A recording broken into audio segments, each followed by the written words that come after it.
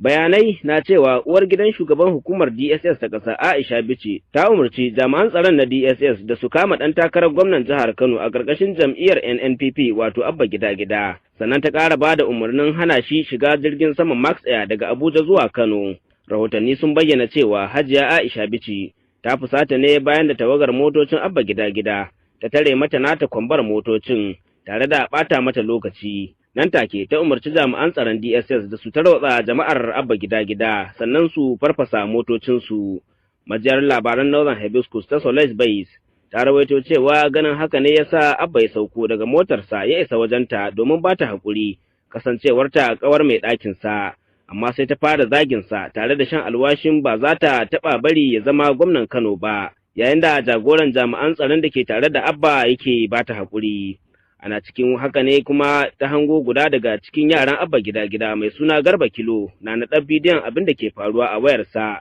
ba tare da ɓata lokaci ba ta ba da umarnin jami'an tsaron DSS su bi shi su kama shi sannan su halaka shi. A ƙarshe dai bayan shan alwashin ba za ta bari Abba ya isa Kano a daren jiya ba, yayin da shi kuma ya dage kan cewa sai ya tafi, ya sa jami'an tsaron DSS suka kama shi sannan suka kai shi ofishin 'yan sanda ya ba da bayanan shi. Nan ne 'yan sanda suka buƙaci ita ma ta bada bayananta, amma ta ce ta fi ƙarfin hakan dole haka jami'an 'yan sandan suka tafi ba tare da ɗaukar bayanan nata ba. Sai dai rahotanni sun ce daga baya jami'an tsaro sun saki shi Abban bayan da jirgin ya tashi da Hajiya Aisha. Wata majiya daga filin jirgin sama na Nnamdi Azikiwe da ta nemi a sakaye sunanta ta ce a baya Hajiya Aisha ta taɓa ba da umarnin a sallami babban daraktan filin jirgin saman saboda ƙin zuwa yi mata oyoyo bayan da ta dawo daga tafiya. Jami'an tsaron vigilante a Kano sun hallaka wani kasurgumin mai